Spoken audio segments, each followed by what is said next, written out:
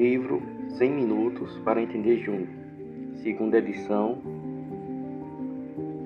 Astral Cultural.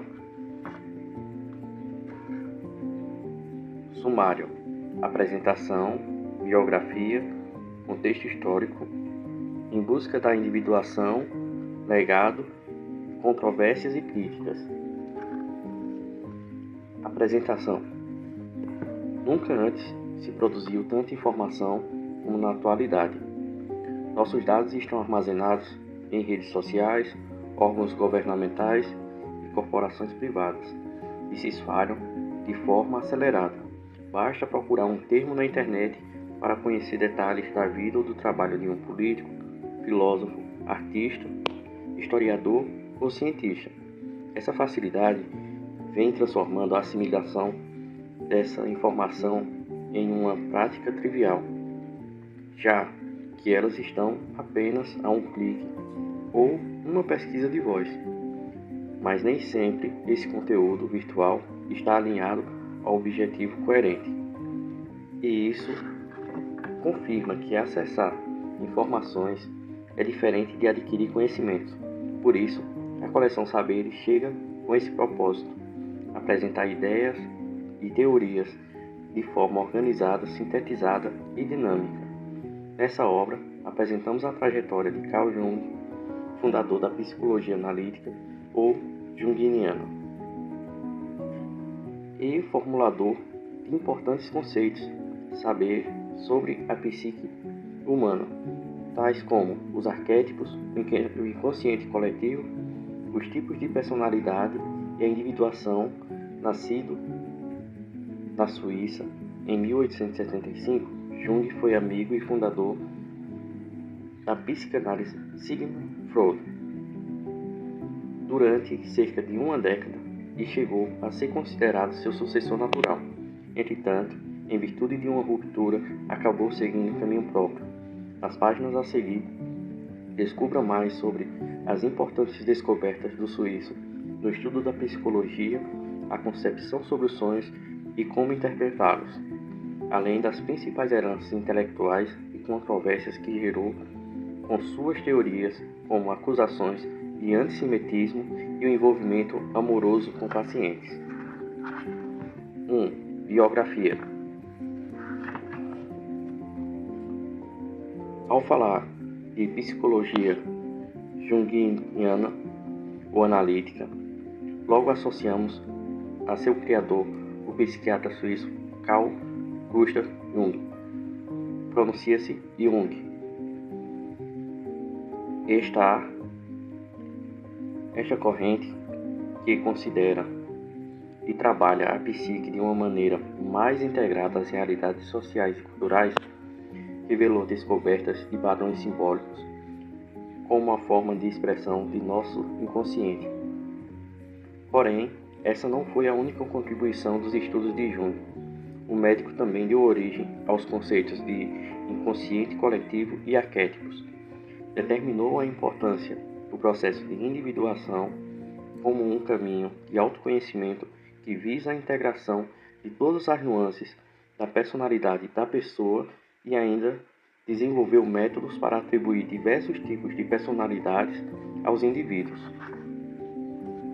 Embora exercesse sua profissão como médico e se considerasse um cientista, muito do trabalho de sua vida foi voltado a explorar áreas tangenciais à ciência, incluindo a filosofia oriental e ocidental, alquimia, astrologia e sociologia, bem como a literatura e artes. Seu interesse pela filosofia e ocultismo levaram muitos a vê-lo como um místico. Infância. Carl Jung nasceu na Suíça em 26 de julho de 1875, na cidade de Kessel. Seu pai e vários de seus parentes próximos eram pastores luteranos. Desde muito cedo, mostrou-se uma criança com capacidade intelectual acima da média e era dotado de grande sensibilidade. Sua família tinha fortes referências religiosas, sobretudo seu pai, formado em idiomas orientais na Universidade de Göttingen, que se tornou um pastor de fé fervorosa e capelão junto ao Hospital de Doenças Mentais Friedman. Além de vários tios, também pastores, seu avô materno, Samuel Presque, teólogo e conhecedor da língua hebraica, que julgava se a língua falada no céu, era presidente dos pastores da cidade suíça de Basileia e um dos primeiros defensores do sionismo, movimento que defendia um Estado para Israel. Espiritualizado, seu avô conversava com a primeira esposa depois de ela ter falecido. Sua segunda cônjuge, por sua vez, era considerada clarividente, assim como outros membros da família, e esses fenômenos fascinavam o pequeno Cal, totalmente ciente de si. A psicologia analítica, fundada por Jung, busca fazer o paciente descobrir quem ele realmente é por meio da integração dos aspectos que o compõem, inclusive os opostos. Ao ser questionado a respeito de qual idade ficou totalmente consciente de si mesmo, o suíço afirmou que foi com 11 anos, no momento em que estava indo para a escola, ele mesmo atingiu a consciência de si mesmo. Segundo Jung, a experiência foi como se estivesse caminhando no interior de uma neblina e então pôde perceber que ele era simplesmente o que era e os outros eram os outros. Já aos 12 anos, um incidente acabou dando um novo rumo à sua vida. Ao ser agredido por um dos seus colegas, Cal não quis mais ir ao colégio e deixou de frequentá-lo. Por cerca de um ano, talvez impulsionado sobre o que faria de seu futuro, o menino passou a estudar na biblioteca de sua casa. Lá encontrou obras grandes e importantes filósofos, como Schopenhauer, Kant, Nietzsche e Goethe, as quais devorou durante parte de sua adolescência. Episódio religioso. Ainda com 12 anos, Jung teve uma experiência que marcou para sempre sua religiosidade com relação ao cristianismo e seu pai. Um dia, voltando do colégio, viu a Catedral da Basileia, cuja beleza tanto admirava, e imaginou Deus sentado em cima dela, em um trono de ouro no céu. Nesse momento, o suíço teve uma visão de Deus defecando sobre a catedral, o que resultou na destruição completa da edificação. Durante 2 dias, Jung buscou apagar de sua mente o que vira, pois sabia que a imagem poderia ser uma blasfêmia terrível e imperdoável. No entanto, a visão que tivera foi se tornando cada vez mais obsessiva, a ponto de fazê-lo pensar que Deus queria que ele pecasse, assim como Adão e Eva havia feito, para descobrir algo muito importante. Desesperado, resistiu ao máximo, mas de repente cedeu e viu novamente a mesma imagem. A experiência, relatada no livro Sonhos, Memórias e Reflexões, escrito por Cal, em conjunto com Aniela Jafé. A terrível visão inicialmente o aliviou, mas o deixou marcado para sempre, mostrando que o Deus vivo não era só bom e que poderia ser terrível em suas exigências, inclusive naquela em que levou seu filho Jesus à cruz. Essa experiência era completamente diferente de tudo que havia ensinado em sua educação religiosa, que prezava somente pela bondade das figuras de Jesus e Deus. Ciência sem contraste com a religião. Carl Jung ingressou na Faculdade de Medicina aos 20 anos, na Basileia. Durante o período em que esteve no curso, teve dúvidas entre se especializar em cirurgia ou medicina interna.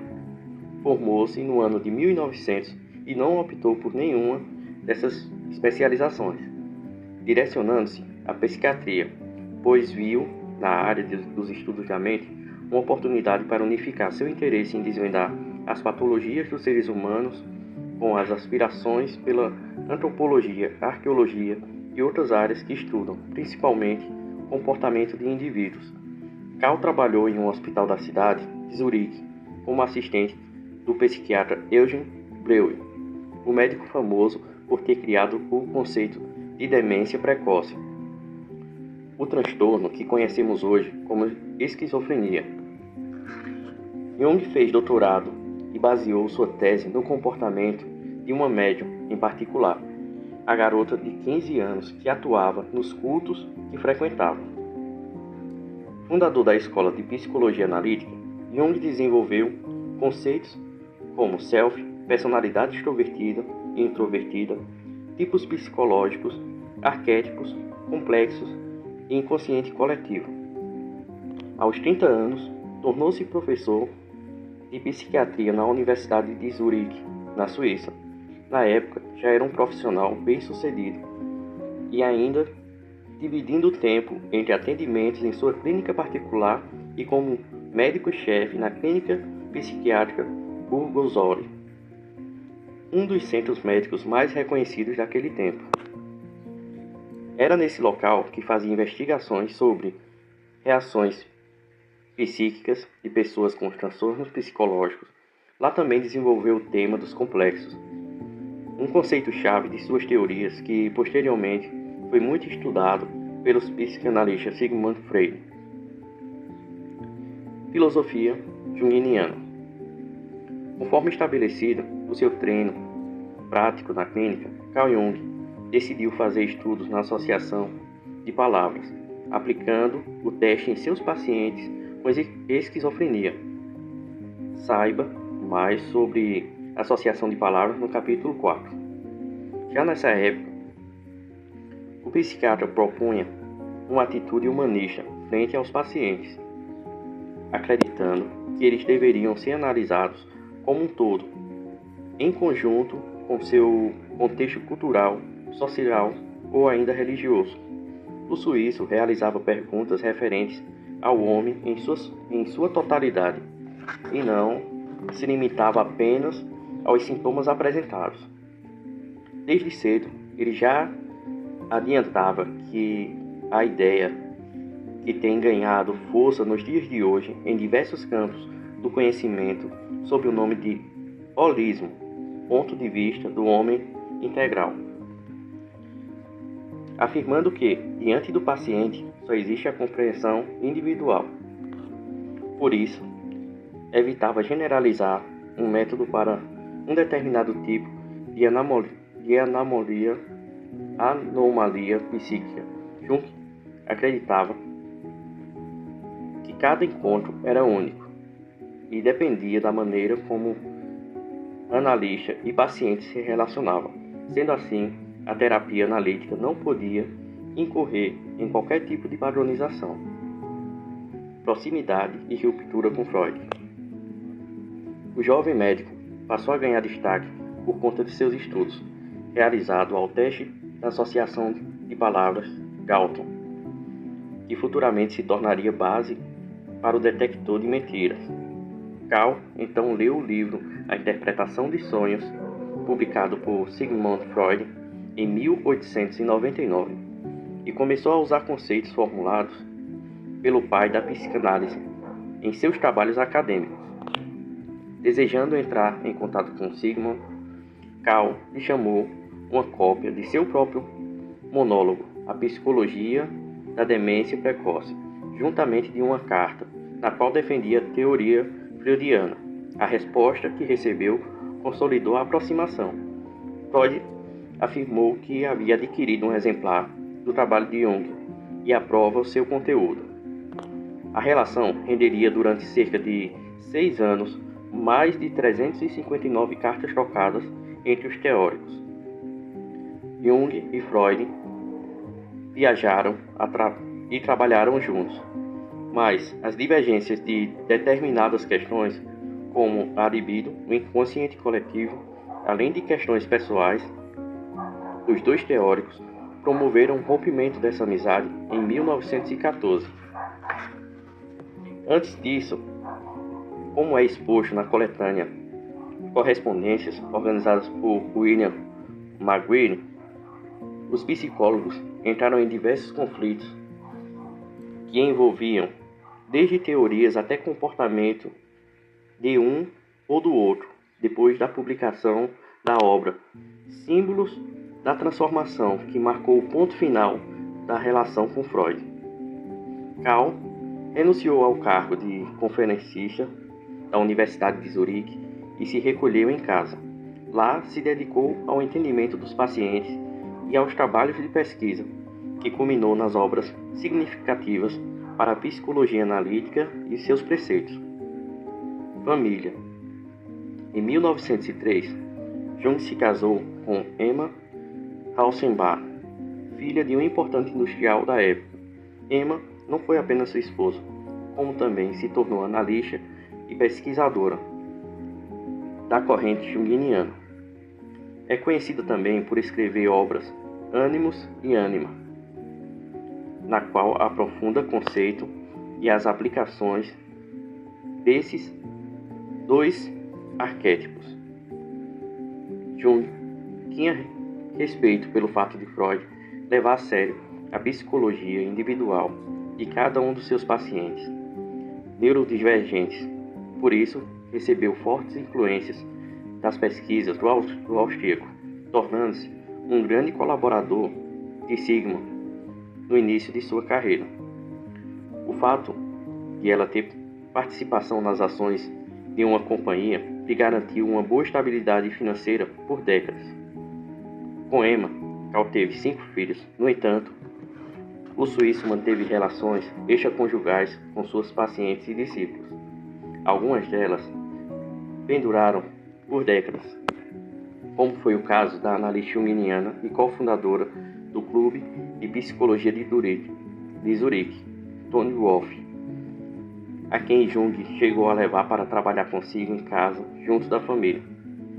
Outro caso famoso é o de Sabina Spielden, uma paciente russa que se envolveu em polêmicas amorosas com um psiquiatra após ser atendida por Jung. Segundo relatos, nesse período, Emma esteve próxima de pedir divórcio para um marido infiel, mas permaneceu ao seu lado até sua morte em 1955. Últimos momentos. Carl Gustav Jung morreu no dia 6 de junho de 1961, aos 86 anos, em sua casa, às margens do lago de Zurique, em Kuznach. Após uma longa vida produtiva, deixou seu legado em diversas áreas de estudo, além da psicologia, sendo referência até os dias atuais em campos como da antropologia, sociologia, arte, literatura e mitologia. Para fixar na memória, a corrente junguiana revelou descobertas de padrões simbólicos como forma de expressão do inconsciente. Cercado por referências religiosas da família, desenvolveu forte interesse pela espiritualidade. Formou-se em medicina em 1900 e se especializou em psiquiatria. Fundador da Escola de Psicologia Analítica, ele desenvolveu conceitos como self, arquétipos e inconsciente coletivo. O teste de associação de palavras de Galton permitiu que Jung tivesse seu primeiro contato com Sigmund Freud, dando início a uma amizade que seria marcado por um forte sentimento de admiração e posteriormente ruptura. Em 1903, Jung se casou com Emma Rosenbach, com quem teve 5 filhos. No entanto, manteve relações extraconjugais durante o matrimônio. Carl Gustav Jung morreu no dia 6 de junho de 1961, aos 86 anos, em sua casa, às margens do lago de Zurique. Contexto histórico. Para falar da origem da psicologia, a correlação com a vida de Sigmund Freud é inevitável. O austríaco utilizou elementos observados à sua volta como base para criar suas teorias sobre a mente e o comportamento humano, buscando compreender e explicar a gênese da histeria, da psicose, da neurose. Além disso, fez explanações sobre o que dominou de composição da mente humana. Todos esses estudos e métodos terapêuticos criados resultam no que conhecemos como psicanálise, a vertente mais difundida da psicologia. Surgimento da psicanálise. Para entendermos suas origens, é necessário entender a própria contextualização histórica do momento. A Primeira Grande Guerra, 1914 a 1918, por exemplo, contribuiu para a difusão da psicanálise ao utilizar métodos particulares para tratar traumas causados em pessoas envolvidas em conflito. Aspectos como o ambiente cultural da Áustria, o contexto iluminista posterior à Revolução Industrial e à Revolução Francesa, os conhecimentos psiquiátricos, neurofisiológicos, sociológicos, antropológicos, entre outros, que na época estavam sendo desenvolvidos por exploradores, contribuíam para observações, estudos e para que posteriormente os primeiros conceitos freudianos fossem criados. Nesse ambiente propício, Sigmund Freud identificou fenômenos mentais além dos perceptíveis pela ciência, teorizando 3 estados mentais humanos: consciente, subconsciente e inconsciente. Aos poucos, ocorreu a formação de tradições psicanalíticas locais, além de surgirem analistas em cidades como Budapeste, Londres e Zurique, ultrapassando o laço pessoal direto com Freud, o fundador da psicanálise.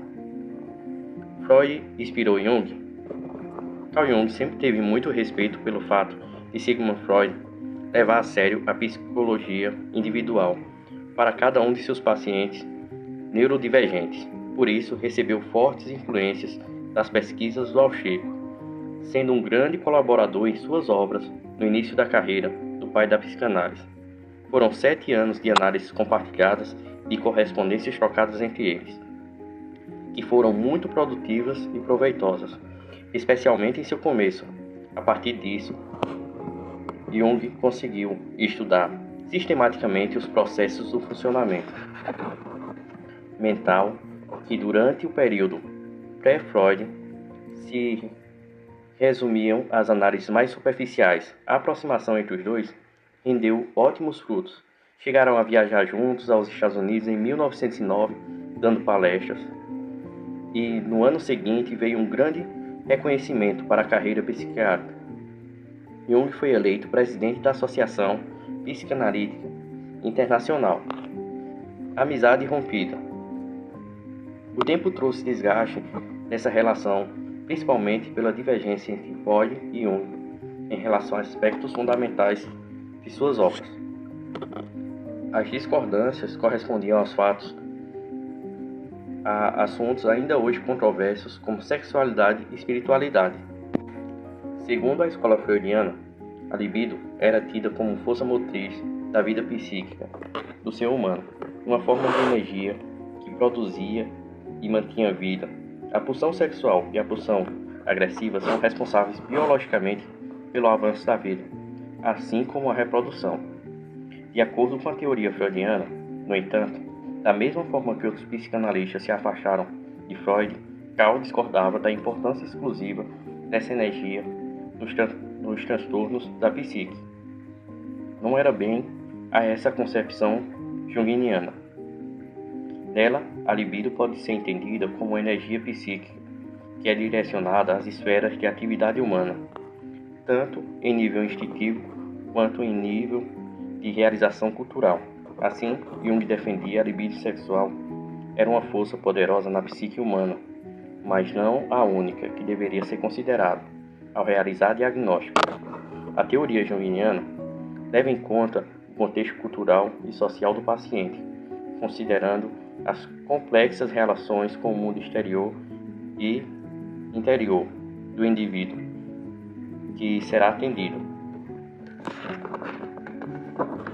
Espiritualidade em xeque. Religião definitivamente não era um assunto que deveria ser abordado pela psicanálise. Essa foi a convicção de Freud até o fim. Para ele, a fé equivale a uma culpa irracional que o ser humano não deveria carregar consigo. a necessidade de colocar o pai como Deus e o argumento freudiano, que remete ao complexo paterno, a necessidade de proteção contra suas próprias fraquezas. Contudo, Jung entendia que a psique humana era por natureza religiosa, pela necessidade de se considerar aspecto espiritual do ser humano. Tornou-se um ponto de foco importante da exploração em suas teorias. Segundo a psicologia analítica, a espiritualidade seria uma maneira de o ser humano se ligar a algo superior, podendo estruturar e autorregular a psique. As descobertas junguianas levaram um nível de amplitude das discussões na psicologia bem acima do desenvolvimento original de Freud, e por essas divergências aconteceu o rompimento da amizade dos dois. Inconscientes. Um dos principais pontos de divergência entre psicanálise e a psicologia analítica são as concepções sobre o inconsciente. As questões espirituais para Jung nascem o mesmo rigor científico em suas investigações e, consequentemente, a produção de conhecimento. Para Freud, em uma instância psíquica em que as pessoas depositam seus traumas, protegendo a parte consciente da própria mente consciente. Para Jung, havia um inconsciente pessoal e outro coletivo, este abarcando todas as experiências que as pessoas viviam ao longo dos séculos e compartilharam entre outros seres humanos. O ponto final. Nesse contexto, a ascensão das teorias sobre a mente, é nítido que as concepções freudianas despertaram a atenção de pesquisadores a fim de entender melhor como funcionava a psique. Um desses foi Carl Gustav Jung.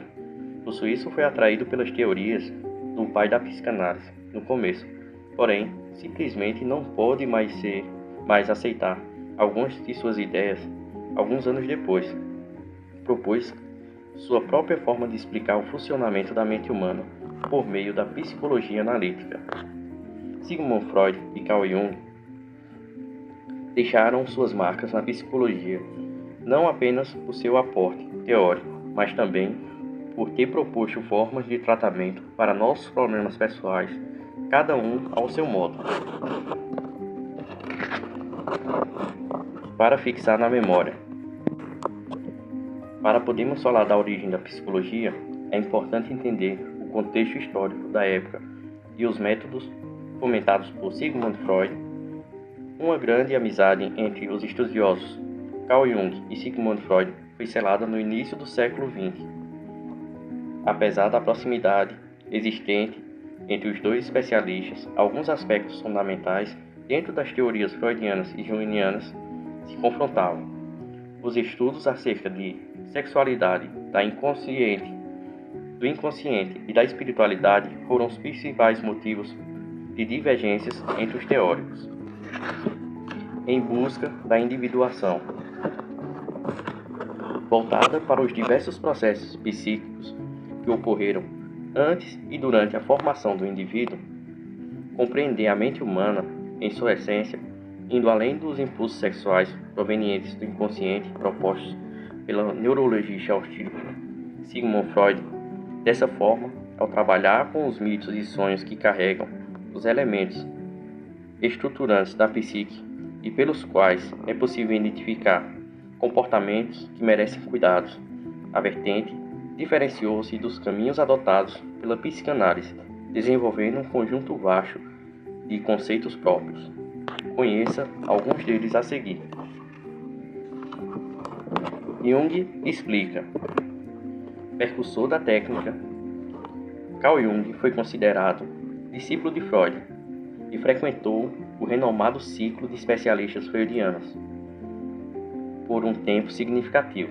Nele, aproveitou os conhecimentos do grupo e os utilizou para aprofundar sua compreensão sobre a mente humana. Entretanto, ao utilizar alguns objetos de estudos não convencionais da filosofia e antropologia, a alquimia e mandalas, tornou claro seu objetivo de enxergar o psiquismo para além da força sexual, analisando símbolos para entender o funcionamento da mente humana. Entre os conceitos junguianos, alguns se destacam em direção a uma maior compreensão da psique. A exemplo do corpo, em que fenômenos de origem biológica conferem ao indivíduo condições e aspectos exclusivamente seus, como cor dos olhos, fios de cabelo, digitais. Jung acreditava que a psique era alvo de um processo semelhante. Mesmo precisando de laços sociais, o sujeito procura aquilo que o torna único, ou seja, sua essência. Tal processo é chamado de individuação, caracterizando-se pela busca do autoconhecimento. Além da individuação, Jung também analisou sonhos e alucinações de pacientes com o intuito de identificar imagens comuns contidas em suas representações. Encontrou nos mitos uma resposta para tais símbolos da mente, propondo então a teoria do inconsciente coletivo, um conjunto de ideias que antecedem o indivíduo e compõem a manifestação de sua personalidade.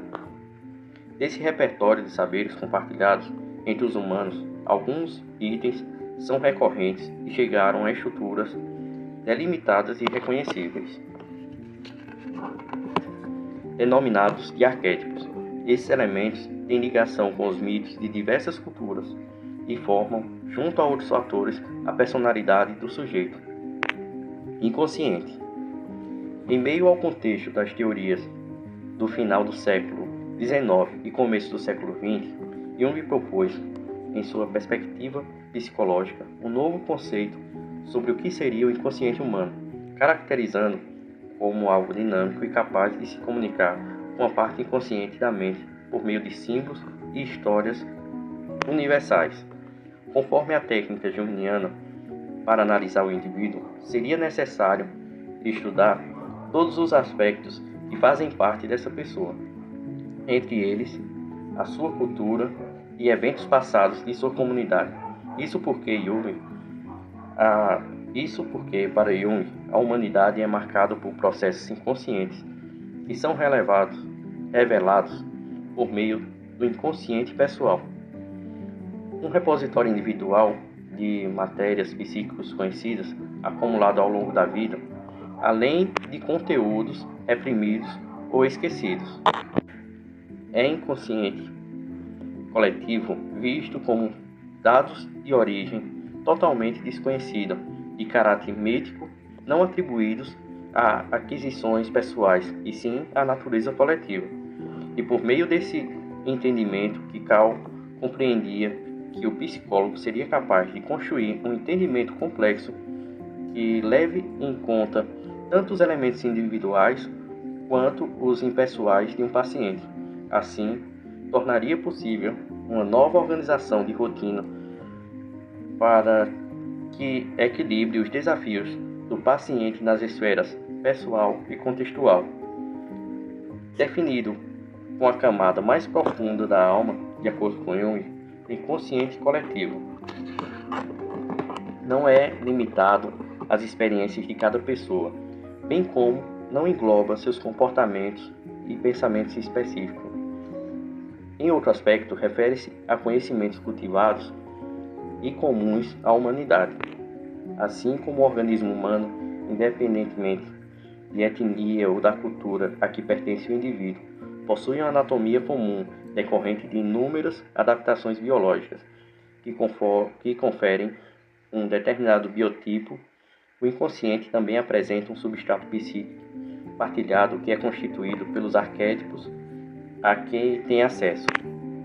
Com a publicação das obras Psicologia do Inconsciente, em 1911, e no ano seguinte, Transformação dos Símbolos da Libido, definiu tanto o inconsciente pessoal quanto o coletivo podem se manifestar por meio de inúmeras produções de caráter simbólico. Alguns deles são a comunicação onírica, material contido em sonhos, produção expressiva, rabiscos, desenhos, pinturas, colagens e quaisquer outras produções plásticas. Disfunção psicossomáticas, transtorno da mente e que se manifestam por meio de sintomas pelo corpo, ou imagens mentais. Esses símbolos comunicam e registram em que estágio de evolução da consciência cada pessoa encontra-se em seu processo de individuação. Arquétipos.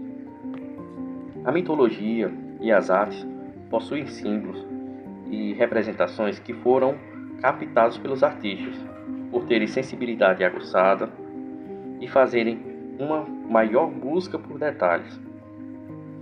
Perceberam padrões que se repetem na vida.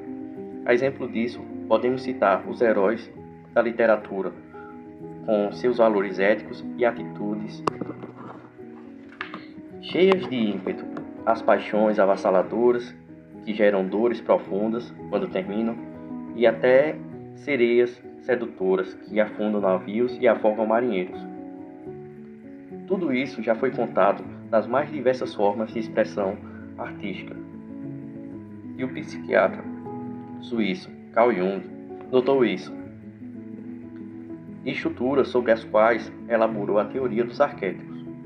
Esse tipo de fenômeno também pode ser manifestado em sonhos, durante a noite. Algumas vezes podem surgir cenas que parecem não ter sentido algum, porém, esses elementos não são vazios e possuem conexão com as imagens criadas nos textos mitológicos, religiosos ou fantásticos presentes na cultura do indivíduo. Ao analisar os sonhos de Freud, quando o rompimento da relação de dois ainda não havia ocorrido, Jung notou que a existência de uma estrutura da psique se conecta com as pessoas com essas representações interpessoais presentes em um espaço comum a todos, o inconsciente coletivo.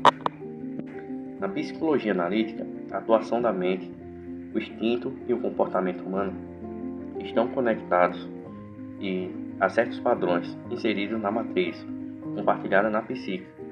No inconsciente coletivo estão os instintos herdados pela humanidade, que são revestidos por aspectos culturais desenvolvidos e repassados ao longo da história, formando conhecimento universal, capaz de ser acessado por indivíduos em geral. Esse conjunto de elementos fornece à psique o repertório sobre agir para satisfazer os desejos e lidar com os pensamentos rotineiros. Nesse contexto, os arquétipos consolidam-se como figuras e estruturas independentes, que se materializam de maneira inconsciente e que oferecem visões sobre o mundo e a sociedade, além de funcionarem como elementos que ajudam o indivíduo a se guiar em relação à vida. Um conceito predominante entre os analistas junguianos, os arquétipos são elementos-chave para aqueles que buscam habitar a vida em uma direção mais equilibrada e consciente. Sombra. A vida é compreendida como uma caminhada, seguindo aquilo com que a pessoa se identifica. Entretanto, a psique é capaz de barrar estruturas de comportamento e esconder complicações que somos incapazes de lidar. Tais padrões de suspensão constituem um arquétipo da sombra, o lado obscuro que se esconde das pessoas. Marie-Louise von Franz, discípula de Carl Jung, se aprofundou na abordagem, que é sombra, que é toda parte, ao mesmo tempo que compõe o indivíduo, é desconhecida ou ignorada pelo mesmo. Persona. A palavra que dá nome a esse arquétipo tem origem no teatro grego. Persona eram máscaras que representavam certos sentimentos ou atitudes frente a determinada situação. Por mais que a mente seja um todo integral, ela precisa de uma ferramenta que sirva de ponte entre o eu e o que vem de fora, de forma que haja um equilíbrio no que será revelado do eu em público. Portanto, esse arquétipo pode ser definido como um mediador entre consciência e os ciclos sociais. É como a roupa, que se veste em diferentes situações. Uma pessoa que se encontra em uma reunião no ambiente de trabalho não se porta da mesma maneira que age no encontro com seus amigos íntimos ou um almoço em família.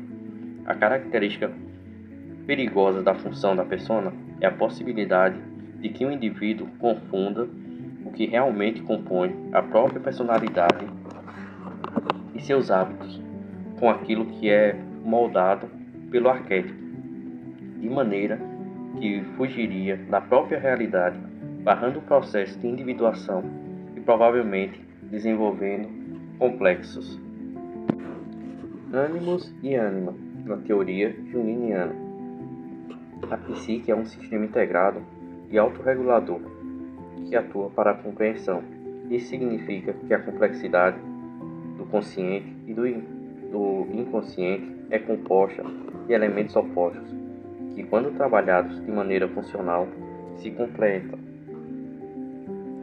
Sendo assim, uma psique masculina projeta inconsciente por meio do arquétipo ânima, uma natureza feminina que se baseia, primeiramente, no contato com a primeira mulher de relevância na vida daquele indivíduo. Da mesma maneira, uma mente feminina realiza uma operação do arquétipo masculino ânimos. Em ambos os casos, o arquétipo é projetado no parceiro sexual do indivíduo, assim como entra em conflito com a própria pessoa, podendo trazer dificuldades ou, caso seja compreendido, integrado ao self, contribuir no processo de individuação. Self. Considerado que a nossa psique é dividida em diversas partes, Carl Jung considerou que era necessário nomear todo o padrão maior que relaciona tudo aquilo que compõe cada indivíduo. O self significa si mesmo. O processo de individuação seria uma busca pelo self, na esperança de integrar em si tudo aquilo que faz parte da individualidade e nos diferencia dos outros. O papel do self, na teoria junguiana, força todos os aspectos opostos que formam os indivíduos para que se integrem numa coisa só e assim atingir a totalidade.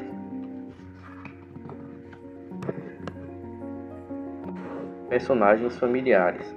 Além desses arquétipos fundamentais que compõem a psique de todas as pessoas, a psicologia analítica se propõe a realizar análise de diversos outros símbolos universais.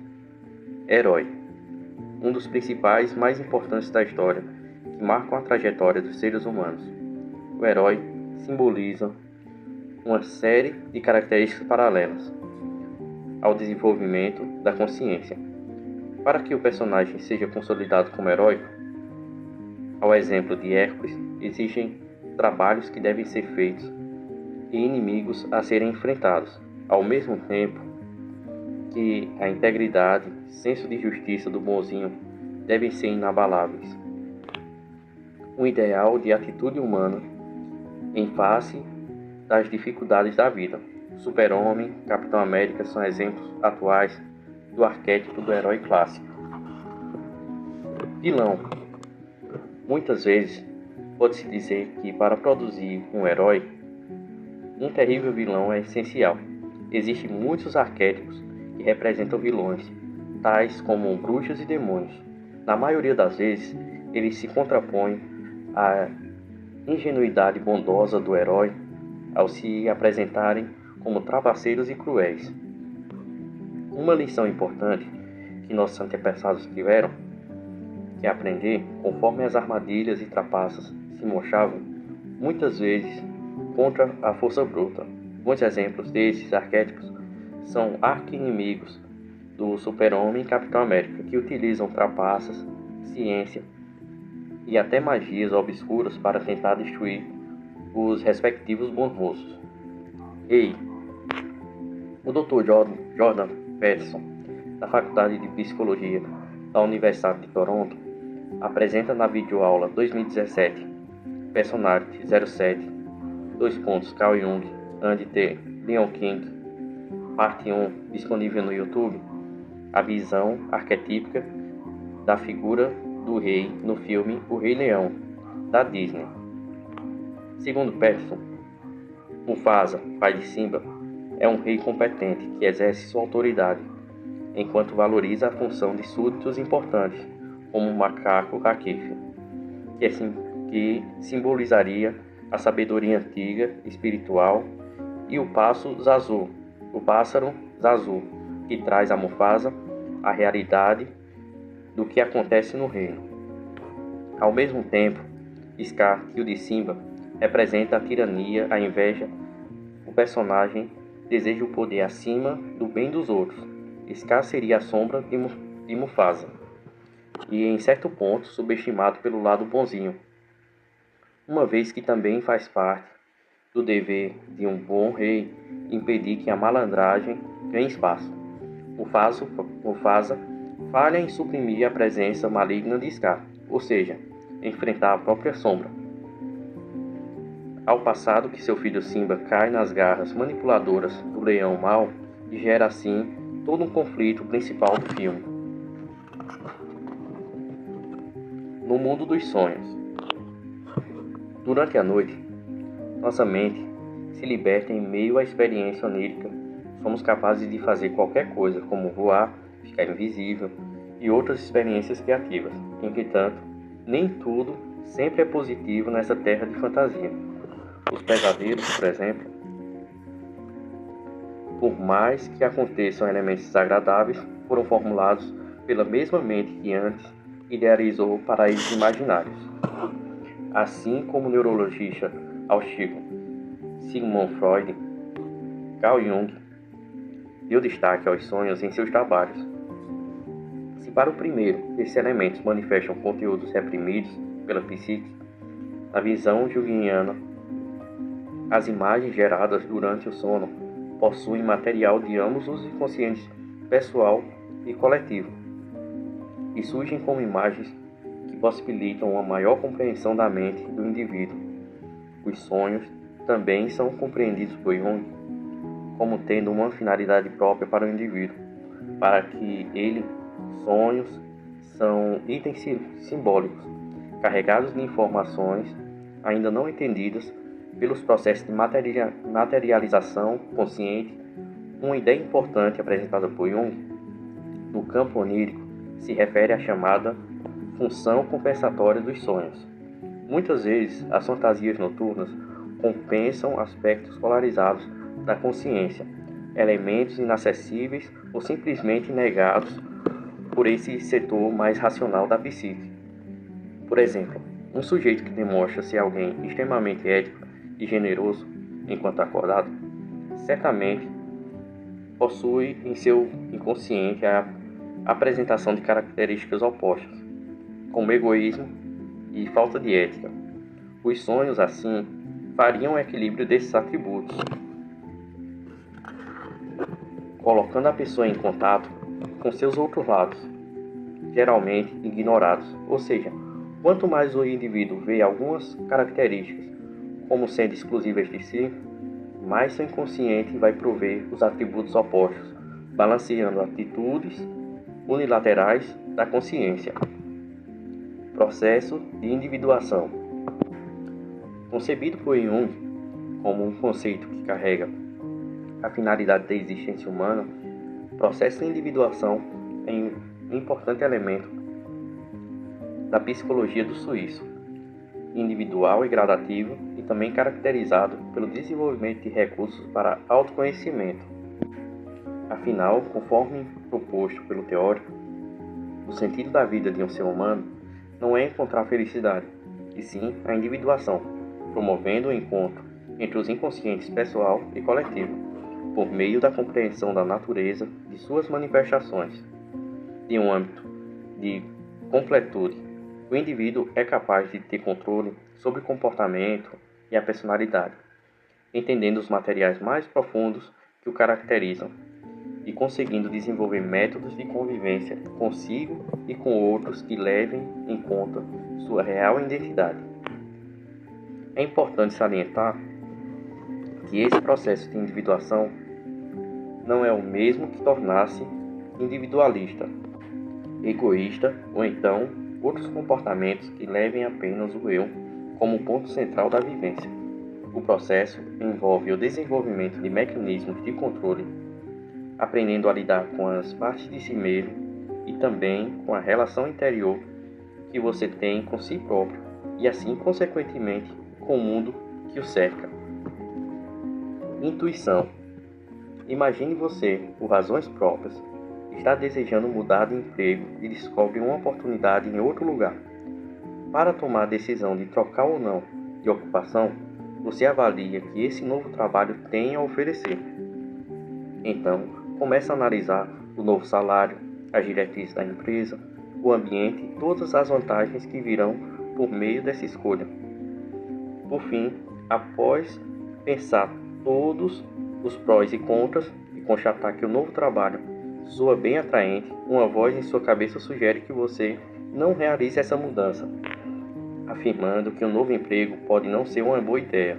Tempos depois, ainda insistindo em mudar de trabalho, você opta por escolher uma outra instituição, no qual os aspectos racionais desse lugar não soavam tão positivos como a primeira opção. Contudo, o sentimento afirma que essa é a decisão mais correta para você. Mais tarde, você descobre que seus instintos estavam certos, que foi uma boa decisão. Situações que envolvem decisões e escolhas, como a citada acima, são comuns durante a vida e podem ser explicadas por um dos conceitos mais integrantes pensados por Carl Gustav Jung, a intuição. Mesmo que todas as condições racionais apontem para a tomada de uma decisão em particular, um sentimento pode ser capaz de fazê-lo alterar a rota e causar uma reconsideração, como apontava o fundador da psicologia analítica. A intuição é um fenômeno importante. A função intuição é um tipo de percepção que não é exatamente transmitida pelos sentidos, registrando-se ao nível inconsciente. Dessa forma, Jung disse que a intuição é um fator dos mais naturais, normais e necessários, tendo em vista que os coloca em contato com o que não podemos perceber, pensar ou sentir devido à falta de manifestações concretas. O psiquiatra suíço viveu em uma época em que os estudos e tecnologias começaram a avançar rapidamente, fazendo parecer que a ciência e razão eram os melhores caminhos a serem seguidos ao se elaborar escolhas. Porém, ele viu que as manifestações intuitivas, por não se basearem em análises lógicas, demonstraram existir algo além da razão que determinava uma escolha a ser a correta. A intuição, em outras palavras, emerge como uma tentativa de nos mostrar caminhos criativos e transcendentes, não observados por manifestações concretas. Ou o instinto. Apesar de ambos serem processos inconscientes em nossa mente, o instinto e a intuição têm diferentes cruciais na forma como são manifestados, mais conectado com condições biológicas ou então coletivas. O instinto geralmente surge em contextos de necessidade. Já a intuição, um arquétipo de apreensão, é uma habilidade para obter um conhecimento. Fugir em uma situação de perigo é um comportamento instintivo relacionado ao ímpeto de sobrevivência. Ter a compreensão e conhecimento a respeito de momentos em que tal reação faz-se necessária é a intuição. Espiritualidade. Apesar de ter uma formação científica, psiquiátrica, Carl Jung demonstrou um particular fascínio por temas de natureza misteriosa durante sua trajetória de vida. Afinal, ele sempre teve proximidade com aspectos da religiosidade desde pequeno. Estudioso, dedicou-se particular atenção a sistemas de crenças como cristianismo, hinduísmo, budismo e taoísmo. Também teve uma experiência curiosa e decisiva para formular o conceito de inconsciente coletivo. Um dia, um paciente esquizofrênico chamou Carl para olhar o tubo do sol pela janela, afirmando que a grande estrela se movia e assim originava todos os ventos. 4 anos depois, uma pesquisa inédita com a qual Jung teve contato confirmou a experiência do indivíduo, fato que para ele significou indícios de existência de uma estrutura comum e espiritual na psique. por mais que considere a importância de instituições e entidades religiosas, Jung priorizava a noção de espiritualidade. Isso é, o princípio que reforça temas que levem em conta a transcendência, unindo espiritualmente as pessoas a valores que ultrapassam as necessidades e contextos da natureza material. A compreensão também leva em conta um sentimento no qual a pessoa admite encontrar elementos que vão além de sua existência. Ao se aprofundar no assunto, o profissional ponderou sobre os efeitos positivos e negativos da religião na vida das pessoas. Para ele, o contato com a espiritualidade é um comportamento naturalmente humano e conecta o indivíduo a um senso de união, sendo importante para o desenvolvimento de um equilíbrio psíquico. Devido a esse fim, esse fenômeno proporciona virtudes ao ser humano. A rejeitá-lo pode gerar efeitos prejudiciais ao bem-estar mental do sujeito, embora é importante a realização de uma ressalva, também feita por Jung, em casos no qual a espiritualidade não esteja vinculada a essa lógica de colaboração entre fiéis e crença em algo que está além da condição humana, pode acabar tornando-se um processo diferente do qual foi concebido inicialmente. Tipos psicológicos. Existem diferentes tipos de pessoa, tal como constatação aponta para uma série de padrões de características físicas ou psíquicas que definem e identificam indivíduos. Para Jung, esse comportamento mental era passível de observação via atuação clínica. Ao tratar pacientes nervosos, constatou-se que, a par das muitas diferenças individuais na psicologia humana, há condições específicas para os diversos tipos existentes. O suíço também considerou que a formação da personalidade humana não era um processo finalizado na adolescência, mas sim uma realidade que pendura durante todo o desenvolvimento humano. No livro Tipos Psicológicos, de 1921, Jung divulgou uma teoria sobre o assunto chamado atenção para as condições introvertidas e extrovertidas, que um indivíduo é bem objetivo e volta suas ações para o campo das relações sociais e que, qualificado como extrovertido, quando pondera, se volta à subjetividade interior, é considerado introvertido. Apesar de serem atitudes, introversão e extroversão, difíceis de sofrer alterações, tais funções são passíveis de mudanças e podem se manifestar com mais preponderância em certos momentos. Um leque de opções. A teoria dos tipos psicológicos também considera a existência de uma função principal ou ainda dominante e outra auxiliar, que tende a se desenvolver com menor intensidade. A variedade de condições e tipos que podem atuar sobre a psique podem tanto ser caracterizados pelo domínio do território da racionalidade quanto da irracionalidade. As principais delas são: sensação, traz as informações, percepções do mundo pelos órgãos dos sentidos. Pessoas assim práticas e realistas acreditam nos fatos, dão atenção ao concreto. Intuição, a percepção ocorre por meio do inconsciente e da apreensão do ambiente por meio de pressentimentos e também inspirações. Pessoas assim tendem a ver o todo e não as partes. Podem ter dificuldades de assimilação nos detalhes. Pensamento. É estabelecida uma conexão lógica e conceitual entre fatos percebidos. Esses indivíduos não são interferidos por valores pessoais, sendo imparciais. Sentimento. Valorizam sentimentos em suas avaliações e preocupam-se com a harmonia do ambiente. Voltam-se a valores pessoais na tomada de decisões. Sincronicidade. Carl Jung popularizou o conceito de sincronicidade no Ocidente, absorvendo parte desse conteúdo da filosofia taoísta. Para ele, trata-se de uma conexão casual entre psique e a matéria. é quando eventos muito improváveis ocorrem com a pessoa, ocultando um significado para eles terem acontecido. Esse tipo de situação gera enigmas a serem decifrados pelos indivíduos.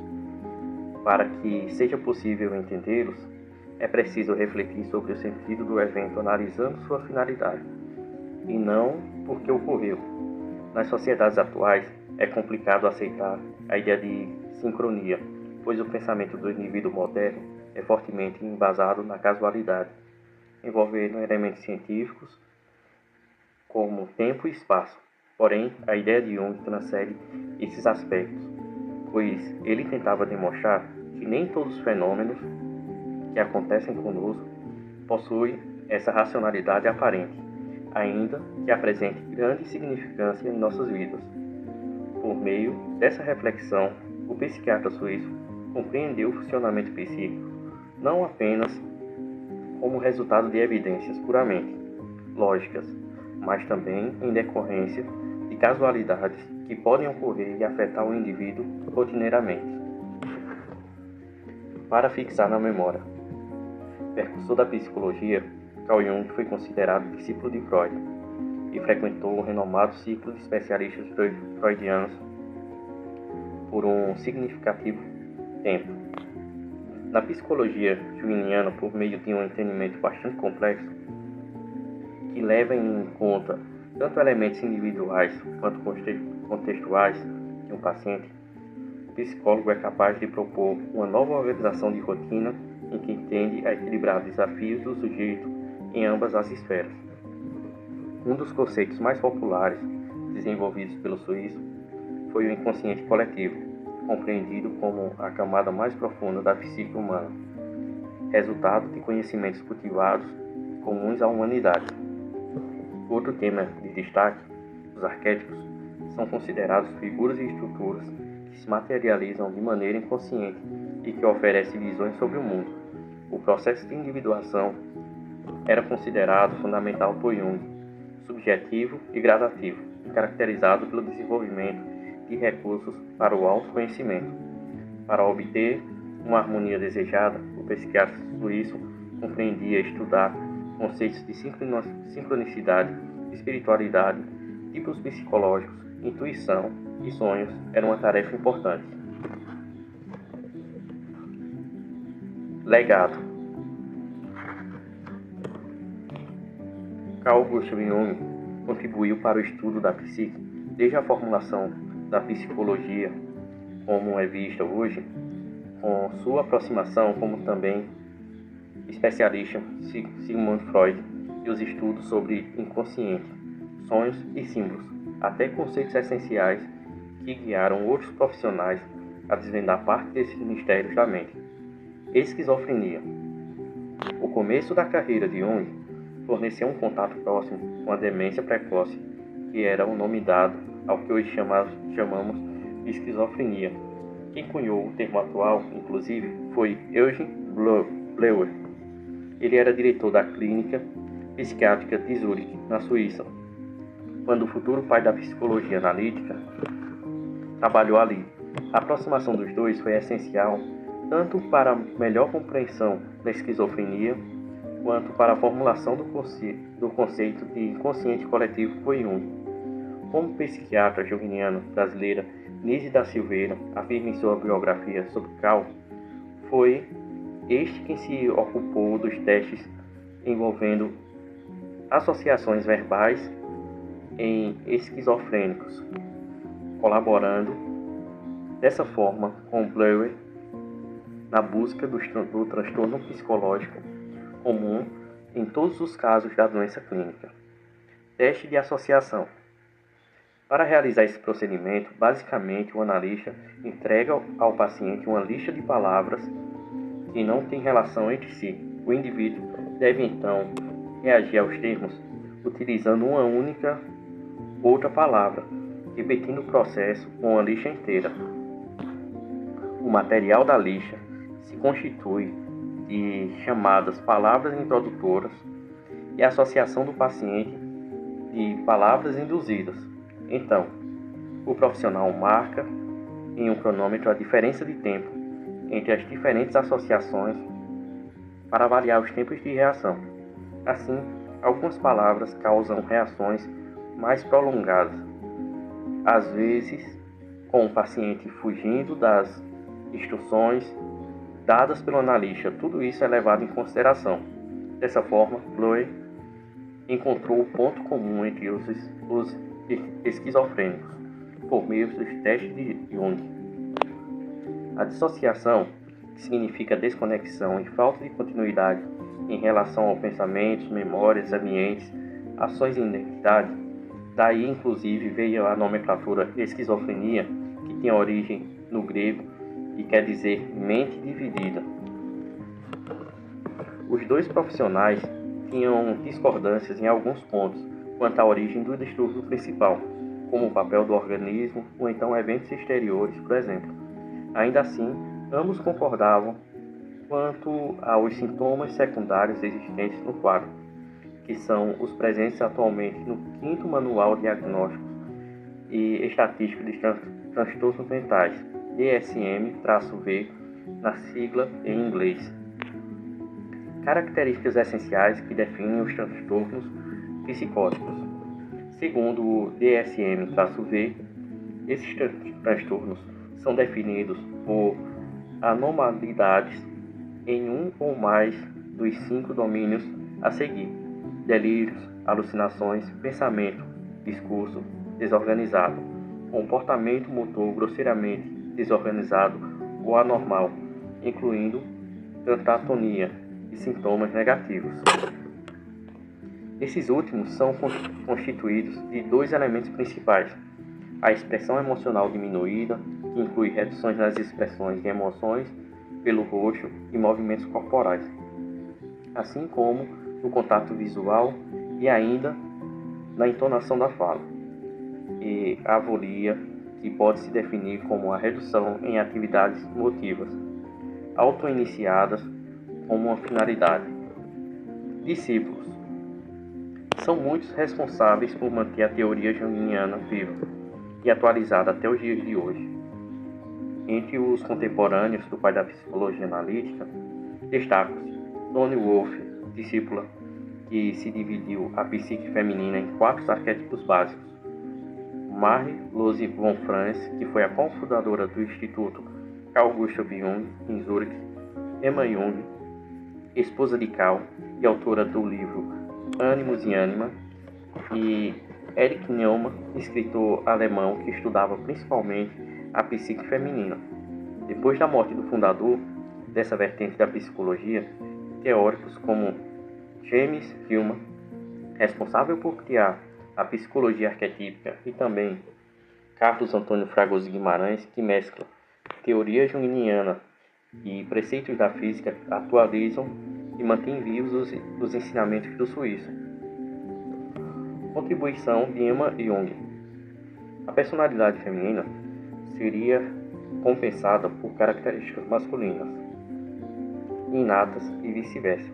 Grosso modo, existe uma mulher dentro de cada homem, a ânima, e um homem dentro de cada mulher, ânimos. Uma das grandes contribuições da obra de Emma é a ideia de que ânimos em cada mulher estaria dividido entre força de vontade, rato, verbo e sentido, pois esses seriam os significados de logos, termo que representa o masculino, de acordo com a teórica.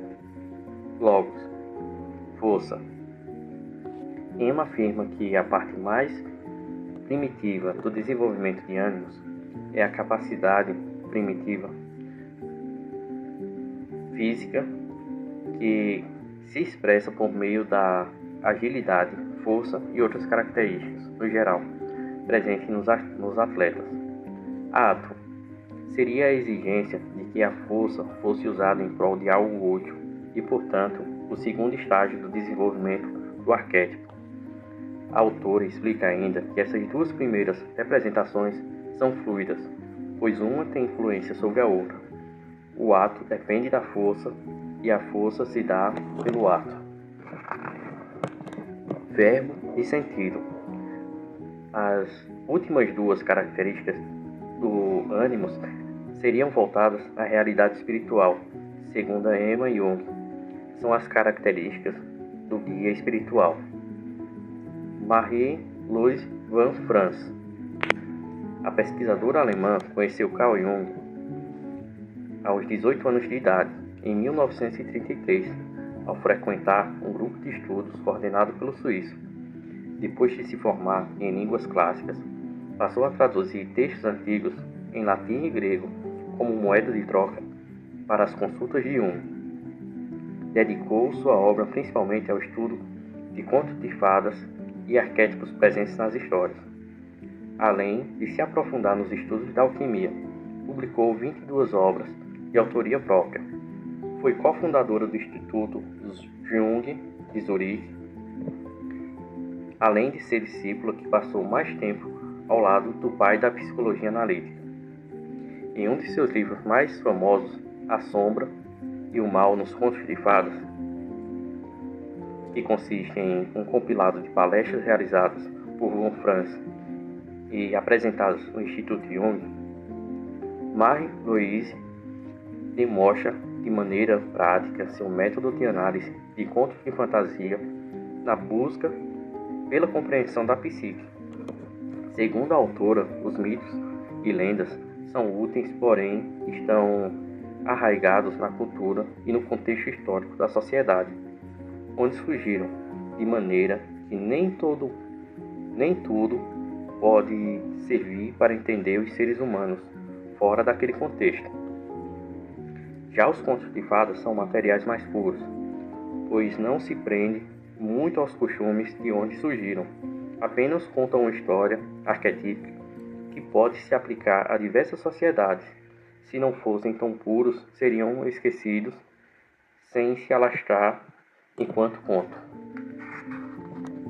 Assim seria possível entender melhor a psique e os arquétipos por meio dessas histórias universais.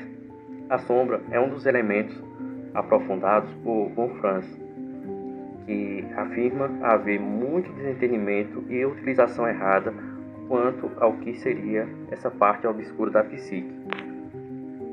Marie-Louise explica que tudo o que constitui um indivíduo e é desconhecido pela sua consciência é a sombra, ou seja, não é apenas um buraco onde se escondem as coisas que não queremos olhar, mas sim aquilo que nem sabíamos que existia.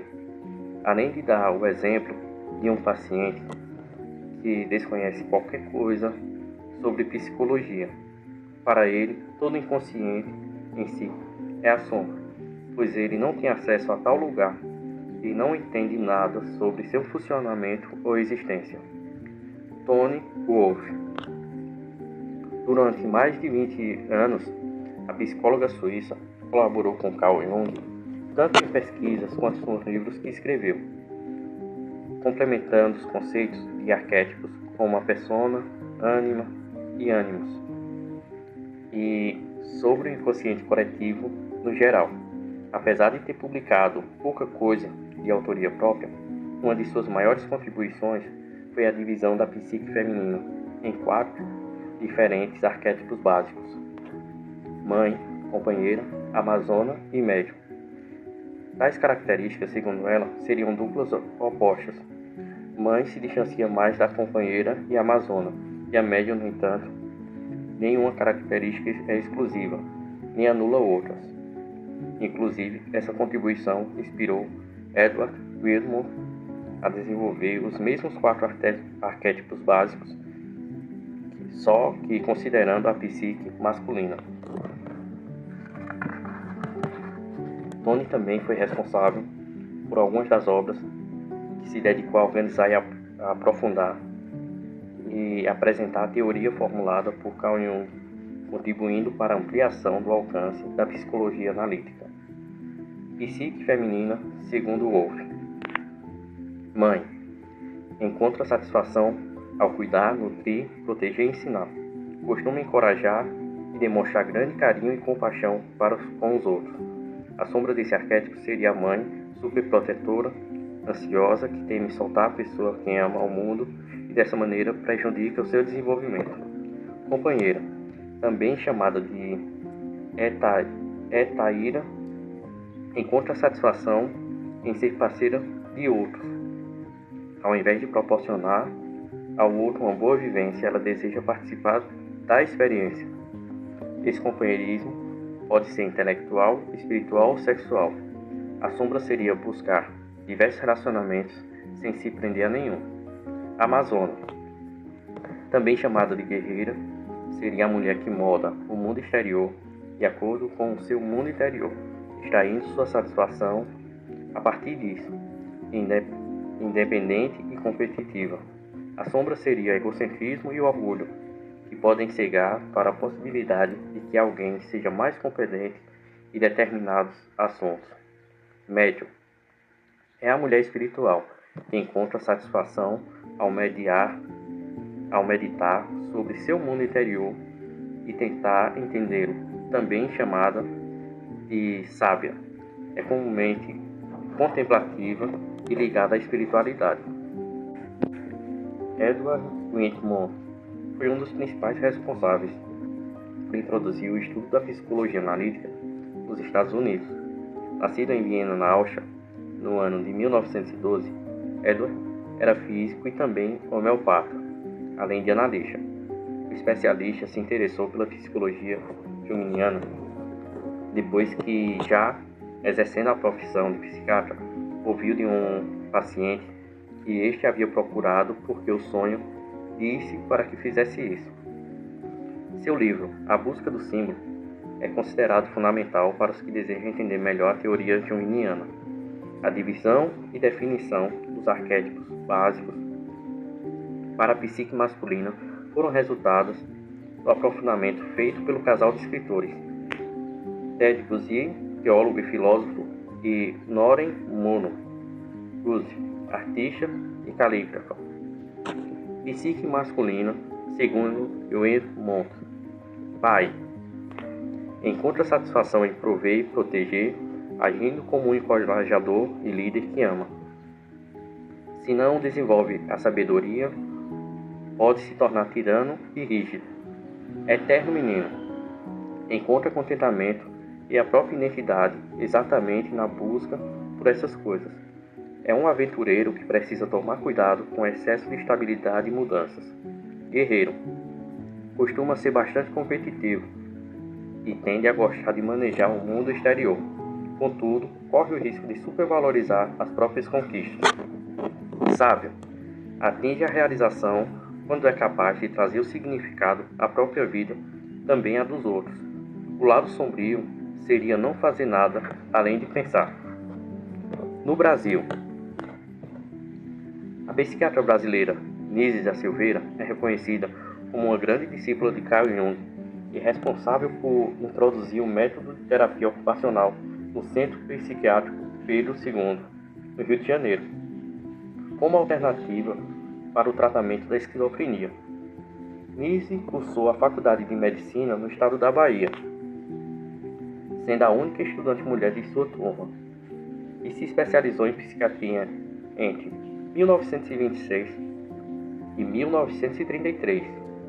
Em seus anos iniciais como médica, trabalhou no Hospital da Praia Vermelha, Rio de Janeiro, onde não aceitou ter participação nos tratamentos psiquiátricos aplicados no período, como eletrochoques, choques insulínicos e lobotomia.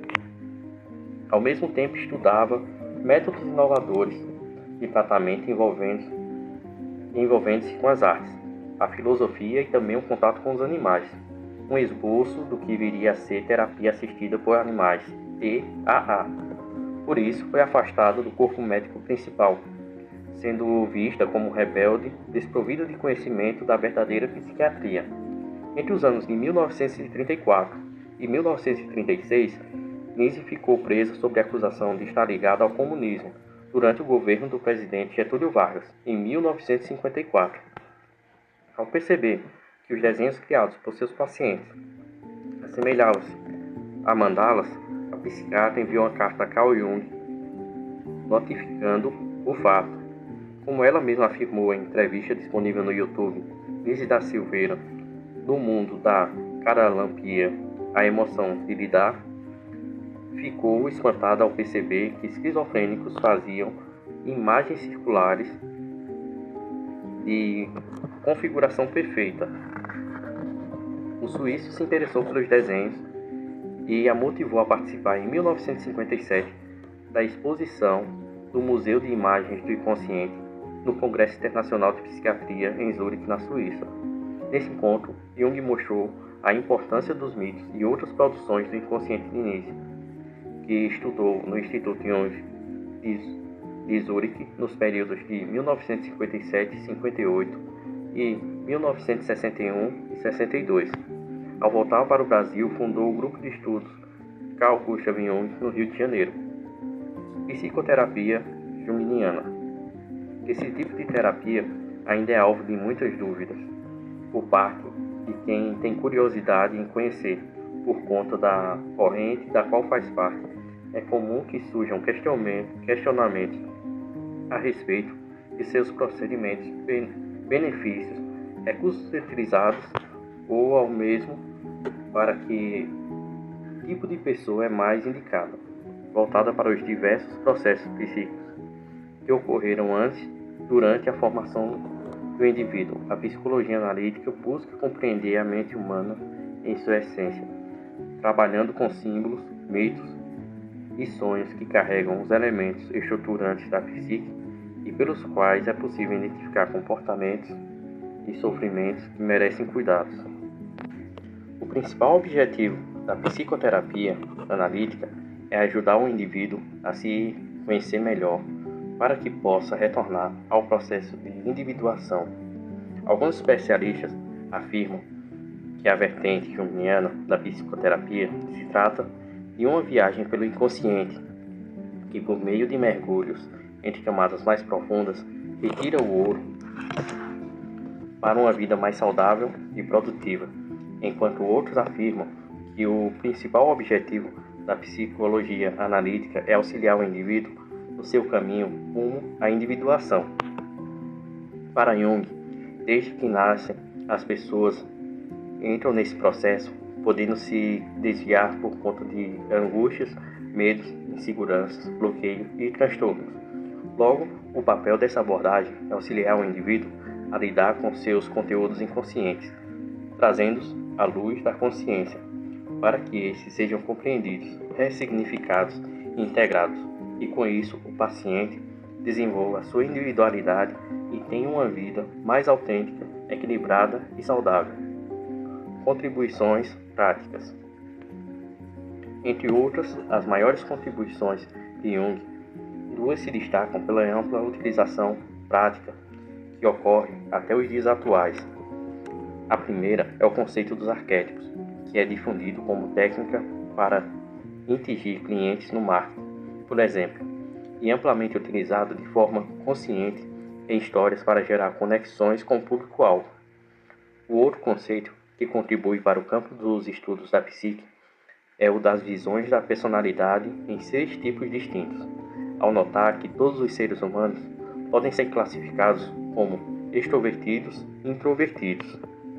Carl fez notar uma barreira clara de comportamento entre os indivíduos que nunca havia sido conceituada. Além disso, os outros 4 aspectos comportamentais abriram caminho para a definição complementar dos tipos de personalidade, que hoje são utilizados em diversos testes psicológicos e ajudam os profissionais a terem uma noção melhor de como lidar com cada pessoa. Teste de personalidade. A psicóloga Catharine Cook-Briggs, junto à sua filha Isabel Briggs-Myers, organizou uma forma de preferências junguianas em cada pessoa. O Myers-Briggs Type Indicator, MBTI, ou também conhecida como Tipologia de Myers-Briggs. Nas páginas a seguir, organizamos perguntas para que você possa responder e descobrir como funciona MBTI. Simplificadamente, leia as alternativas e considere as que mais combinam com o seu jeito de agir. Depois, conforme a maioria das alternativas escolhidas, marque a letra equivalente. Seu foco é mais para o exterior ou para o interior? Você é falante, gosta de que te deem atenção e é mais reservado, privado e pensa com cuidado antes de falar. Gosta de um ritmo de vida rápido e prefere um ritmo lento para maior contemplação. Discute ideias com várias pessoas antes de formular um pensamento e gosta de raciocinar sozinho e depois discutir uma ideia com os outros. Extroversão e introversão. 2. Como lidar com as informações que recebe? Foca nas coisas como elas são na realidade de maneira prática. Imagina possibilidades e desdobramentos. Assenta-se a detalhes e fatos concretos. Pensa como um todo nas conexões. Prefere coisas de aplicação prática e objetiva. Gosta mais de ideias e conceitos. Sensorial. Intuição. Como prefere tomar decisões? Usa raciocínio lógico de forma impessoal. Considera os próprios valores e como eles afetam as pessoas. Prefere a justiça e a imparcialidade. Valoriza a harmonia e o perdão. Busca falhas lógicas em um argumento. Prefere tentar entender como a outra pessoa pensa e expressa a própria maneira de pensar. Razão. Sentimento. Como lidar com questões do mundo exterior? Regras e prazos têm de ser cumpridos. Essas questões podem ser flexíveis. Prefere instruções em detalhes, seguindo passo a passo. Gosta de seguir um ritmo próprio. Faz planos. Quer saber em que está se envolvendo. É espontâneo, gosta de surpresas e novas situações. Julgamento. Percepção. Resultado. Depois de responder as 4 questões, junte as letras de cada uma na sequência. No resultado estão as principais características de uma personalidade. Responsável. ISTJ. Responsável, sincero, analítico, reservado, sistemático, trabalhador, confiável, faz julgamentos com praticidade.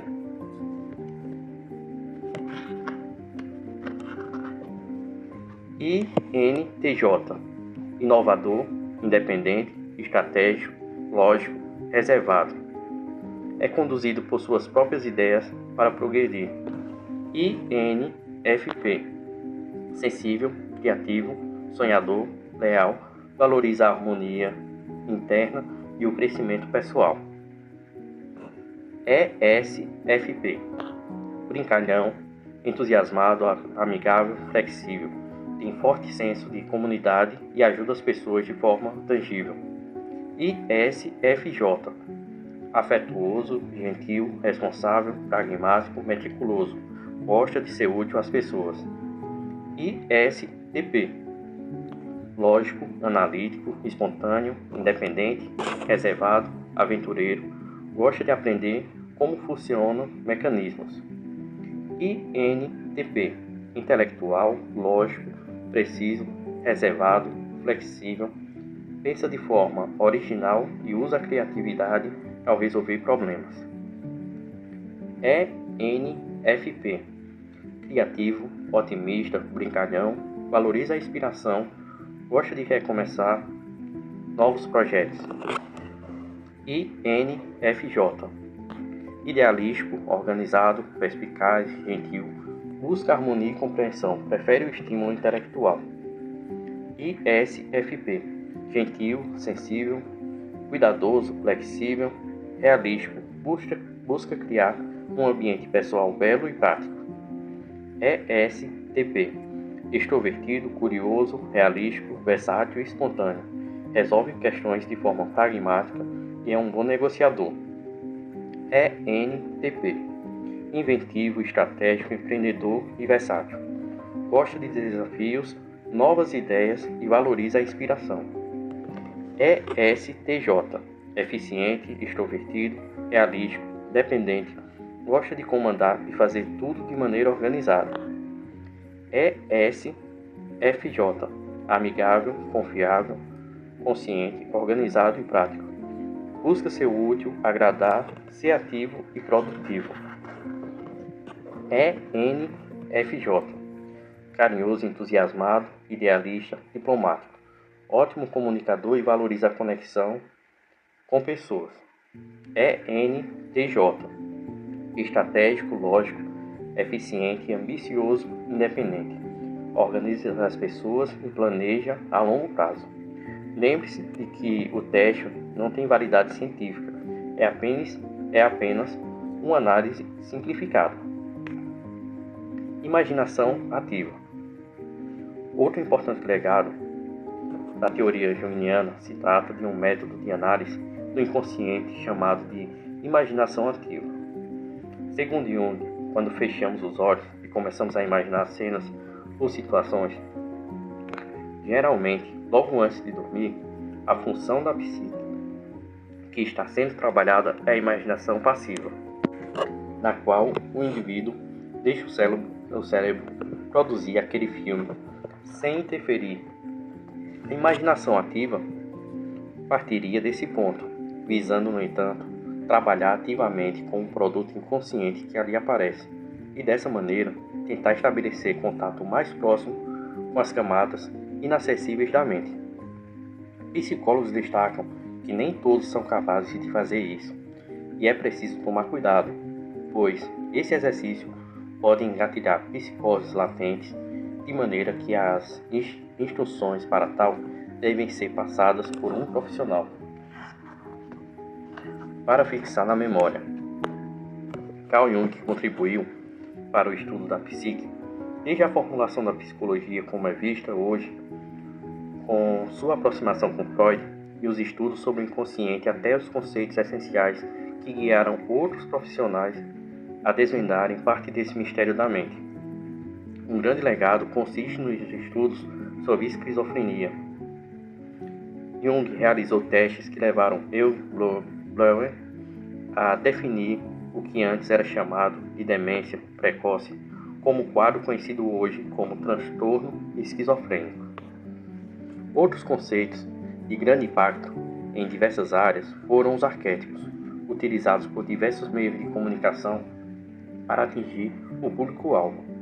Os tipos de personalidade que dividiram os seres humanos entre introvertido e extrovertido e abriram caminho para os 6 tipos, que viriam a se tornar 16 com a tipologia Myers-Briggs. Entre outros responsáveis por manter a teoria viva e atualizada, Emma Jung, Marie-Louise von Franz, Tony Wolff, Edward Whitman, Catherine Cook-Briggs e Isabel Briggs Myers se destacam como grandes colaboradores. Além desses, a psiquiatra brasileira Nise da Silveira seguiu a linha analítica que contribuiu para desenvolver o tratamento humanizado de casos de esquizofrenia no Brasil e os ideais que viriam a se tornar a terapia assistida por animais, TAA. Controvérsias e críticas. Além do famoso rompimento da amizade com Sigmund Freud, o suíço Carl Gustav Jung pode ser lembrado como protagonista de vários acontecimentos polêmicos, ou no mínimo mal explicados. Afinal, até hoje existe a grande disparidade sobre o valor científico dos conceitos junguianos, muitas vezes acusados de se tratarem de ocultismo e charlatanismo. De fato, desde a aproximação com o nazismo até escândalos envolvendo os pacientes. O pai da psicologia analítica se envolveu em diversas situações delicadas para sua imagem. Antissemita, uma das acusações que mais perseguiram Jung durante sua vida foi a de antissemitismo. Apesar de não passarem de especulações, há informações históricas sobre o suposto envolvimento do suíço com a ideologia nazista. Em 1933, ano que Adolf Hitler se tornou chanceler e estabeleceu o nazismo, o psiquiatra foi escolhido para presidir a Sociedade Internacional de Psicoterapia, com sede em Berlim, pois o médico alemão Ernst Kressmann se recusou a continuar na direção. Cal então passava a ter seu nome vinculado à revista científica publicada pela sociedade, a qual logo, na troca de presidentes, trazia o anúncio por parte do reorganizador Dr. Goering, de que a tarefa dos especialistas da psicoterapia era unir os médicos alemães no espírito do governo nacional socialista, o nazismo. No entanto, muitos defendem que Jung assumiu a posição porque era necessário que um médico não judeu ficasse à frente da presidência, para garantir que a associação continuasse a existir mesmo sob o domínio nazista. Após ter se esforçado para tornar a organização internacional, o suíço deixou seu posto e escreveu um artigo chamado O Ota, no qual narra seu horror ao nazismo, que caracteriza a terra germânica como um lugar de catástrofes espirituais, onde a efervescência do espírito agressivo tomava conta da população. Tal publicação provocou a ordem de Hitler para queimar suas obras na Alemanha. Uma questão delicada. Outras acusações de antissemitismo dizem respeito a um evento mais específico, como apontado em um artigo Um Momento Perigoso, Jung e o Nazismo, de William Nove Christopher. Na publicação de um texto no caderno suplementar alemão da Associação, em 1934, a situação atual da psicoterapia, o suíço teria afirmado que a psique judaica seria inerente, diferente da alemã. No texto, Jung se utiliza de argumentos que não fogem às suas teorias, afirmando que, como o inconsciente coletivo se expressa de maneira particular em diferentes povos e culturas, pois esse tem suas maneiras de passar conhecimento e de interpretar os mesmos naturalmente, haveria diferenças entre o inconsciente judeu e o alemão. As diferenças apontadas por Cal, no entanto, se direcionavam também a fortes críticas à teoria de Freud, psicanalista judeu, e, pior precisamente, em um contexto de ascensão de regime de Adolf Hitler.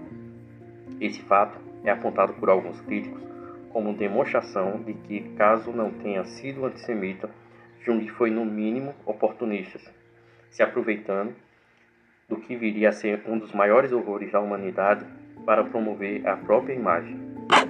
Racionalismo.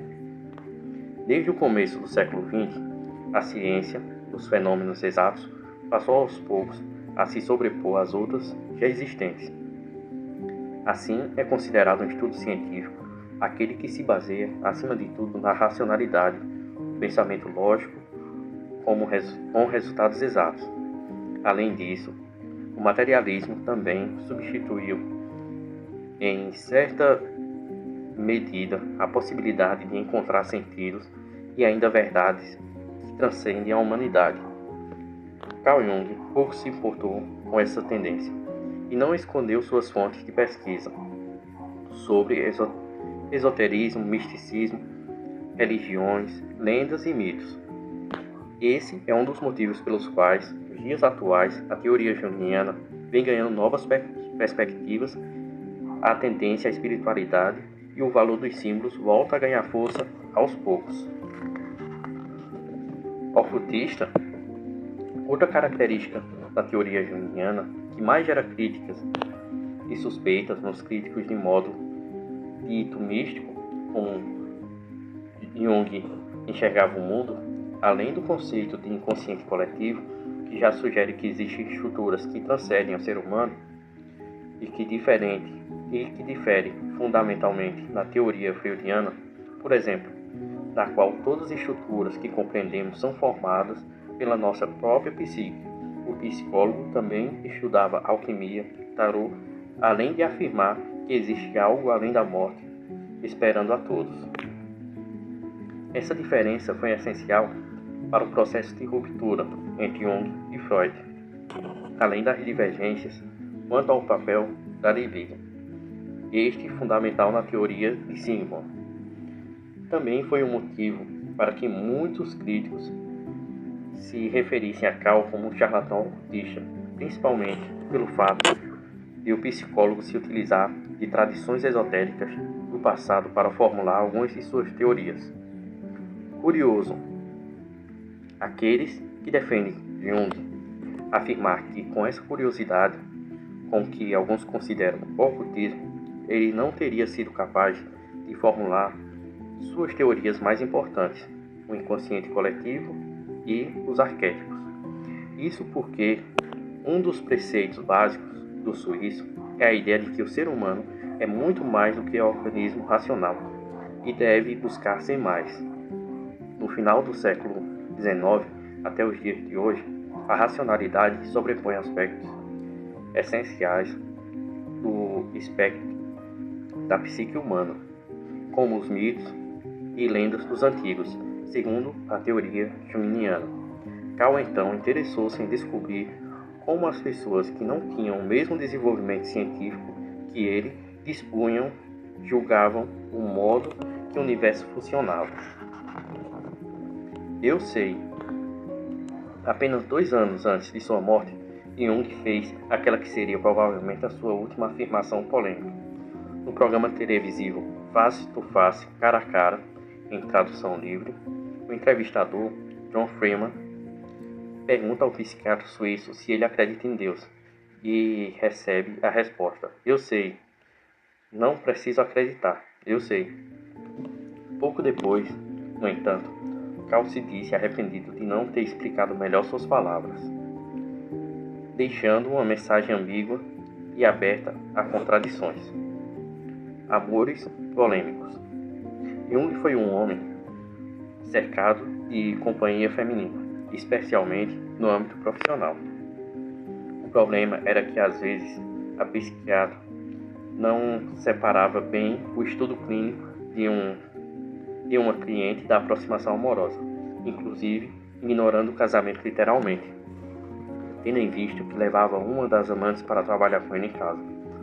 Na atualidade, parece natural entender que alguns tipos de profissões impedem que haja relacionamento efetivo com o cliente. No caso de profissionais de saúde mental e psíquica, essa regra é mais clara ainda, principalmente pelo estado de fragilidade que se encontra a pessoa que procura ajuda e o consequente poder do profissional que a oferece. Pode-se imaginar que no início do século XX, o perigo da relação paciente-terapeuta ainda não tivesse sido notado. Contudo, Freud apontou exatamente esse obstáculo já em 1912, na obra A Dinâmica da Transferência, em que explica os fenômenos do apego pessoal do psicanalista ao paciente e vice-versa. O conceito de transferência foi utilizado pela primeira vez em 1895. A relação entre paciente e profissional no campo da saúde mental apresenta riscos que já eram apontados por Sigmund Freud em 1912. Em 1904, Jung conheceu a primeira paciente com quem teria uma relação polêmica, a russa Sabina Sivrin, a quem ele tratava um quadro de histeria, como foi descoberto em 1977 com a publicação de 46 correspondências entre Jung, Freud e Springer. O desfecho do relacionamento foi danoso para todos os envolvidos. Depois de Sabina teve alta, continuou sendo acompanhado de perto pelo médico, que considerava a amizade necessária para o bem da mulher. No entanto, o envolvimento entre os dois já passava de amizade. Sibben escrevia à mãe contando sobre sua paixão pelo suíço, enquanto Jung escrevia a Freud alegando ter noção do que estava acontecendo e que sabia lidar com a situação. Anos mais tarde, como relatado nas correspondências entre Carl e Sigmund, Sabina teria causado um escândalo público numa carta datada de 4 de junho de 1909. Jung relatou que o motivo da ira de sua ex-paciente foi negar a ela o prazer de ter um filho meu. Na época, Emma Jung, esposa do psicólogo, mandou uma carta para a mãe de Sibben, avisando que o marido arruinaria a garota. Sabina se tornou psicanalista e é lembrada pelo conceito de pulsão de morte, que seria a vontade inata dos seres humanos em se autodestruir. 2 anos depois da separação com a Rússia, em 1911, Jung teve um caso que durou mais de uma década. Tony Wolff havia perdido seu pai. Em 1909, se consultou com o suíço até 1911 para tratar a depressão. Depois, sugeriu que os dois iniciassem uma aproximação, visto que Jung teria se impressionado com o intelecto da futura primeira presidente do Clube Psicológico de Zurique. Começaram a trabalhar juntos e Tony, inclusive, ajudou Jung a conceituar alguns dos arquétipos, como ânimas e ânimos. O relacionamento, no entanto, não era apenas profissional. Jung declarava abertamente o romance e chegou a chamar discípulo de sua segunda esposa, visto que se mantinha casado com Emma Jung. Durante os trabalhos, em conjunto, Tony passava tardes na casa de Carl, até jantava com a família. A separação ocorreu no início da década de 1930, quando o médico começou a estudar a alquimia e as relações desta com o processo de individuação. Wolff acreditava que isso poderia tirar a credibilidade da teoria junguiana e se recusou a seguir nesse caminho. Para fixar na memória. Uma das acusações que mais acompanhou a trajetória de Carl Jung foram acusações de antissemitismo. Jung assumiu a presidência da Sociedade Internacional de Psicoterapia em Berlim, quando Hitler subiu ao poder do governo alemão, assim com a direção da revista científica da sociedade, que era abertamente vinculada aos ideais nazistas. Além disso, ele mesmo escreveu um artigo apontando diferenças entre a psique judaica e alemã. A primeira, segundo ele, dependendo de uma nação base para cultivar a própria cultura. Jung também foi e é até hoje acusado de ocultista e charlatão por muitos críticos, devido à aproximação de sua teoria com estudos sobre alquimia, tarô, mitos, lendas e religiões. Durante mais de 10 anos, Carl teve relacionamento extraconjugal com Tony Wolff, que havia sido sua paciente e seguiu como discípulo e amante.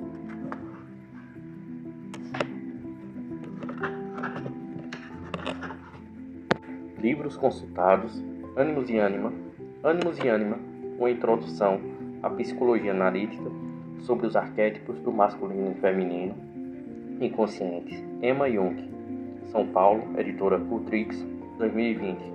Carl Gustav Jung, Daniel Kasson, Bonhoeffer, Minas Gerais, editora Biblioteca Nueva, 2006. Fundamentos da Psicologia Analítica, Carl Gustav Jung, Rio de Janeiro, editora Vozes, 2017. Jung, Vida e Obra, Nise da Silveira, Rio de Janeiro, editora Paz e Terra, 1997. Sincronicidade, Carl Gustav Jung, Rio de Janeiro, editora Vozes, 2004.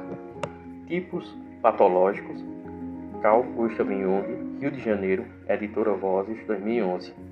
Tipos psicológicos, Carl Gustav Jung, Rio de Janeiro, editora Vozes, 2011. Artigos e dissertações e sites consultados. Teoria dos tipos psicológicos, escrito por Elvira Lessa e publicado pelo Instituto Jungiano, do Rio de Janeiro, em 2015. Jung do Freud, 1905, A Report on Sabine Spain, escrito por Bernard Minde e traduzido do alemão por Barbara Wharton, em 2001. Mandala, um estudo na obra de Carl Gustav Jung, escrito por Mona Lisa Dibo e publicado na revista Último Andar da Pontifícia Universidade Católica de São Paulo, PUC-SP, em 2006. Attende, Log and Transferência, Carl Gustav Jung and Sabine Stemp, escrito por C.V. Lottin e publicado em 1999. Estelado, Jung e Sincronicidade, com a psicóloga Lara Chalela, publicado em 2014. Face to Face, televisionado pela BBC, apresentado por John Freeman em 1959. Matter of Heart, dirigido por Mark Whitney, lançado em 1985. Myers-Briggs, Type Indicator, segunda edição, outubro de 2022. Gráfica Printer. 100 minutos para entender Jung, coleção Saberes, segunda edição. Fim.